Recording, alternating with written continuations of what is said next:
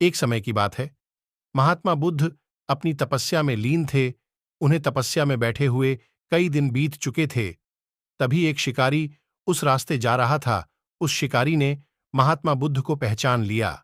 शिकारी ने महात्मा बुद्ध के बारे में बहुत बढ़ाई सुनी थी, किंतु वह महात्मा बुद्ध की बड़ाई से संतुष्ट नहीं था। उसने परीक्षा लेने के लिए सोचा। शिकारी पहले तो महात्मा बुद्ध को एक छोटा सा पत्थर फेंककर मारता है, किंतु महात्मा बुद्ध कोई प्रतिक्रिया नहीं करते हैं, क्योंकि उनका मानना था शरीर को तकलीफ होती है, आत्मा को नहीं। अतः शिकारी द्वारा फेंके गए पत्थर के कारण शरीर को कष्ट हुआ, किंतु आत्मा को नहीं। शिकारी कुछ समय सोचता रहा, महात्मा बुद्ध कुछ प्रतिक्रिया करेंगे, किंतु महात्मा बुद्ध अपनी तपस्या में लीन थे। उन्होंने कोई प्रतिक्रिया नहीं की। पुनः शिकारी ने पत्थर फेंका।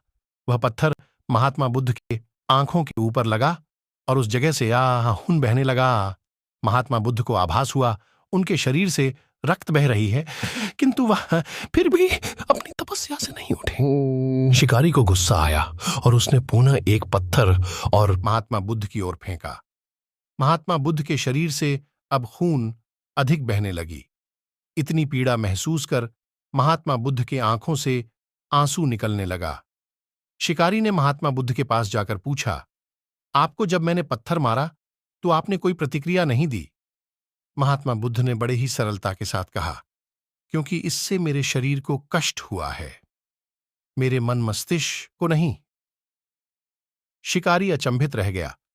उसने पूछा, फिर आपके आंखों से आंसू क्यों बह रहे हैं?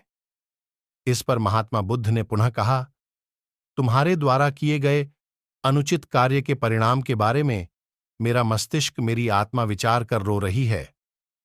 तुमने इतना बड़ा पाप किया है, तुम्हें कैसी सजा मिलेगी? बुद्ध की बातों को सुनकर शिकारी महात्मा बुद्ध के चरणों में नतमस्तक हुआ और उनसे क्षमा याचना की।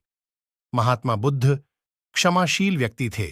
उन्होंने तुरंत शिकारी को क्षमा कर दिया और अपना आशीर्वाद दिया। वह शिकारी महात्मा बुद्ध का आशीर्वाद पाकर एक महान व्यक्ति और साधक के रूप में जीवन व्यतीत करने लगा।